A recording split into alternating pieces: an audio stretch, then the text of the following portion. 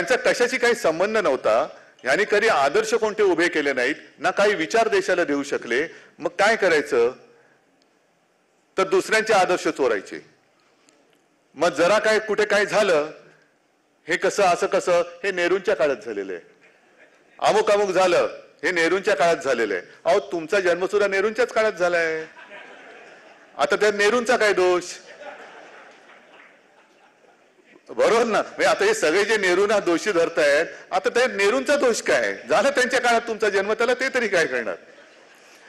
पण आता जर का नेहरूंना दोष देणार असाल तर 10 वर्ष, आता 11 वर्ष पूर्ण झाली, तुम्ही काय करतात, तुम्ही काय करू शकलात का.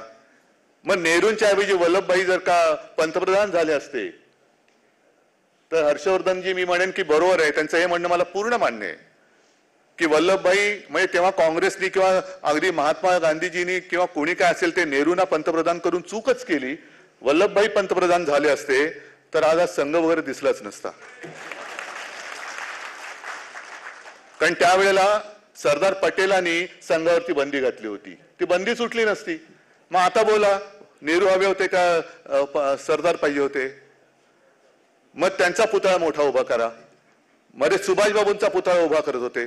मग सुभाषबाबूंची मुलगी मला वाटतं आता जर्मनीत का कुठेतरी राहते, तिने तिकडनं सांगितलं की अहो तुम्ही तर उजव्या विचारसरणीचे, सुभाषबाबू डाव्या विचारसरणीचे, तुम्ही कसा काय पुतळा उभा करताय.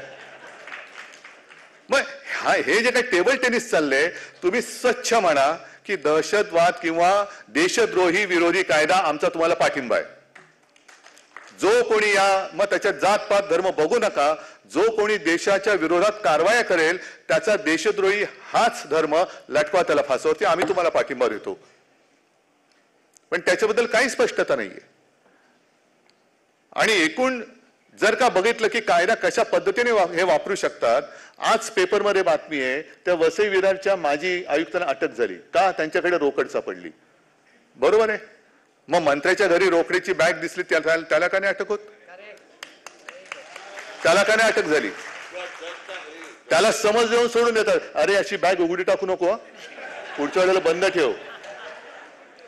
मग मला कोणीतरी विचारलं की अहो यांच्या घरातला व्हिडिओ कसा आला असेल हो. म्हटलं आतापर्यंत मी ऐकलं होतं की भिंतीला कान असतात, आता भिंतीला डोळे आले. आणखीन काही दिवसांनी भिंतीला जर का तोंड फुटलं तर मग आणखी काय खरं नाही. पण हा कायदा जे आपल्याला सांगितलं जातं तुमच्या विरोधात नाहीच आहे, पण ह्या कायद्यामध्ये जो काही तुम्ही दुजाभाव करत आहात की इकडे रोकड सापडली तरी त्यांना सोडून दिलं आणि यांना रोकड सापडली म्हणून, म्हणजे तुम्ही एक पूर्वग्रह दूषित किंवा एखाद्या व्यक्तीला आयुष्यातून उठवायचंय, मग त्याला एकतर खोटं ताण करून त्याच्यात अडकवा, त्याच्यावरती असे आरोप टाका की बेलच मिळणार नाही. आणि मग न्यायालयासमोर जेव्हा ते प्रकरण येईल 1 वर्षाने 2 वर्षाने 3 वर्षाने, तेव्हा त्या तपास यंत्रणा सांगतात आमच्याकडे पुरावे नाहीत, यांना सोडून दिलं तरी चालेल. ह्याच्या आयुष्यातली 3 वर्ष 4 वर्ष काय असतील ती वाया गेल्याची भरपाई कोण करणार.